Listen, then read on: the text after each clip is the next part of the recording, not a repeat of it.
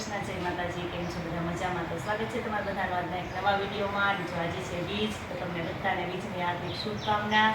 અને જો બીજ છે ને તમારે જે માંડવી પાક બનાવવાનો છે, કેમ કે અમારે બધાને બીજ રહેવાની હોય એમ. તો માંડવી પાક બનાવવો છે ને તો જાણે દાણા લઈ લીધા છે અને આપણે દાણા સાફ કરી અને પછી શેકી નાખીએ. હજી તો જો ઘડિયાળમાં 8:30 થયા છે, પણ અત્યારમાં દાણા શેકી નાખું ને તો પછી ઠંડા થઈ જાય તો આપણે બીજું કામ કરી લઈએ એમ. કેમ કે બીજી રસોઈ તો બનાવવાની જ નથી, ફરાળ જ કરવાનું છે. તો હાલો આપણે ઝડપથી આ દાણા સાફ કરી અને પછી શેકી નાખીએ.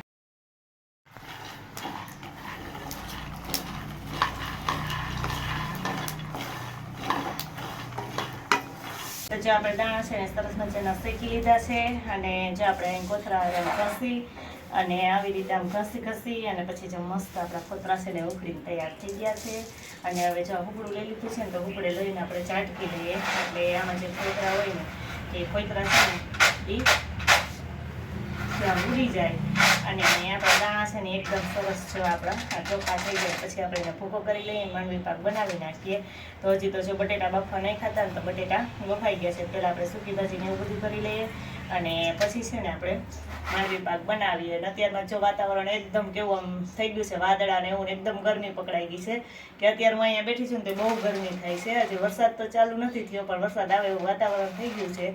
જોકે આજ બીજ છે એટલે બીજના દિવસે વરસાદ થઈ જાય તો સારું. હવે બીજ કોરી જાય કે વરસાદ આવે એમ. ચાલો ઝડપથી આ દાણા સાફ કરી અને પછી આપણે બીજું બધું કામ કરી નાખીએ. જો આપણે જે આ માંડવી હતી એના સિંગના દાણાનો ભૂકો કરી લીધો છે અને સરસ મજાનો જો ભૂકો બની તૈયાર થઈ ગયો છે. હવે આપણે ચાસણી પીવા માટે જો મૂકી દીધી છે, તો મસ્ત આપણી ચાસણી આવી જાય ને એટલે આપણે બનાવી નાખીએ માંડવી પાક. ને જ્યાં ત્રાસમાં આપણે ઘી લગાવી લીધું છે એટલે હમણાં જો આપણી થઈ જાય, ચાસણી આવી જાય એટલે આપણે સરસ મજાનો માંડવી પાક છે ને બનાવી નાખીએ.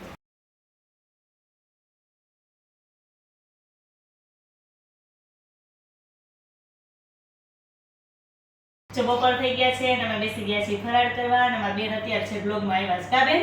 હા, જય શ્રી કૃષ્ણ. જય માતાજી. કેમ છો બધા? મજામાં? તો સ્વાગત છે તમારા નવા વિડીયોમાં. બધાય ઘરના રહ્યા છે, મમ્મી નથી રહી બીજાને. હા, મમ્મી નથી રહી. કાંઈ નહીં. હું સવારમાં જે બીજ છે ને યાદ નહોતું એટલે મેં એક જ જમી લીધું, બાકી બધાય બીજ રહ્યા છે એટલે જો ફરાળ બનાવી લીધું છે. જો વેફર, આપણી સૂકી ભાજી, જો આપણો માંડવી પાક અને આજ વખતે જો આપણે કાજુ કતરી સ્ટાઈલમાં ઢેફલી છે ને કેરી છે ને કાજુ કતરી કાજુ કતરી લાગે છે. કાજુ કતરી બનાવીશ, માંડવી પાક નહીં. કાવીશું બેન? હે તો હવે જો ફરાળ કરવા બપોર થઈ ગયા છે તો બેસી જઈએ અમે. મીસુબેનને બહુ ભૂખ લાગી. બેન તો રહ્યા છે ને બેન? હે અમારી બેનને તો રહેવાનું જ હોય. જો ભૂખ બહુ લાગી છે એટલે બેને ચાલુ કરી દીધું. મારે જો દહીં લઈ લીધું, છાશ. તો હાલો હવે ફરાળ કરી લઈએ. સાંજે તો પછી બીજના દર્શન કરીને એક કામ હોય એટલે કંઈક બનાવી નાખશું. કાવીશું બેન?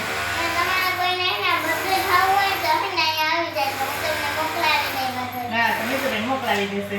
જો અમે નવી ગાડીની ખરીદી કરી લીધી છે. સ્કૂટી છે, અમે ઓલી હતી ઇલેક્ટ્રિક સ્કૂટી છે એની જો અમે નવી આજે ખરીદી બીજના દિવસે નવી ખરીદી કરી નાખી છે. નવું મુહૂર્ત કર્યું છે. કા મીસુબેન? હે કોના માટે કરીશ મીસુ? મારા માટે. બધું અમારા બેન માટે જ હોય, અમારા માટે તો કઈ હોય નહીં. કા તો હવે મીસુબેન છે ને એને ચાંદલા કરી દે. કા મીસુબેન?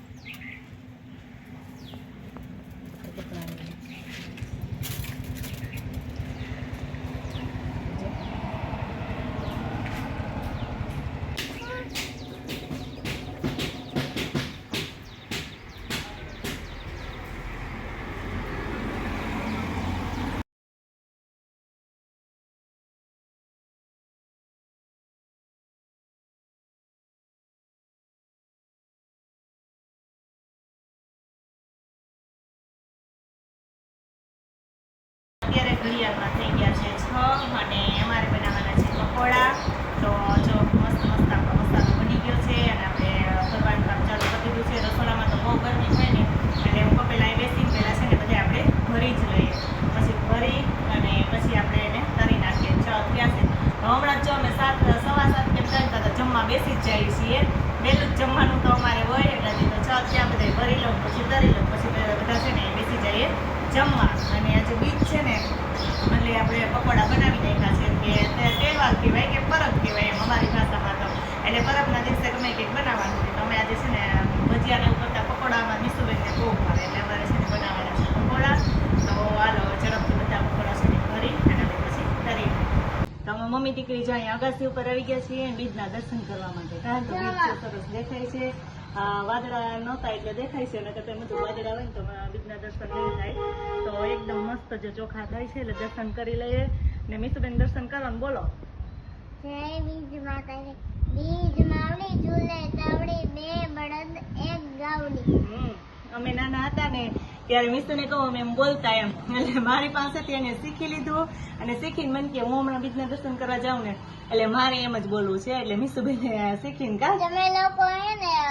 બીજના દિવસે આજ બોલજો હા તમે યાદ બોલજો બેન કેટલી વખત મારી પાસે શીખીને પ્રેક્ટિસ કરીને પછી અહીંયા દર્શન કરવા આવીને એટલે મને કે મારે એમ બોલવું છે કેમ કે અમે મીસુ જેવડા હતા ને ત્યારે બીજના દર્શન કરતા ને ત્યારે અમને મારા દાદીમાએ ને એવું શીખ્યું હતું કે બીજના દર્શન કરીએ તેવી રીતે બોલવાનું કા મીસુબેન હું બોલવાનું બીજ માવડી ઝૂલે તાવડી બે બળદ એક ગાવડી બે બળદિયા ને એક ગાવડી તો જો બીજના દર્શન તો કરી લીધા છે કા મીસુબેન પહેલા આપણે બીજના દર્શન કરવાના જય બીજ માતાજી પછી બોલવાનું બીજ માવડી ઝૂલે તાવડી બે બળદિયા એક ગાવડી બસ હવે બીજા બધાને પહેલું હું કે યાદ રહી જશે કા કે મીસ આવી રીતે બોલવાનું એમ તો સારું હાલો દર્શન કરી લીધા ને હવે જઈએ નીચે તો જો અમારા પકોડા બનવાનું કામ ચાલુ થઈ ગયું છે અને આજ વખતે છે ને અમારે અહીંયા બહાર છે કે રસોડામાં છે ને અંદર ગરમી એટલી થાય છે અને હમણાં તો બહુ માખીયું વતન થઈ ગયું છે એટલે જો અહીંયા બહાર જ છે ને પંખા નીચે જ હું તો સગડી ઉપર આપણે બનાવી નાખીએ સગડી જો અહીંયા બહાર લઈ લીધી છે અને સગડી ઉપર જ પકોડા બનાવવાનું કામ ચાલુ કરી દીધું છે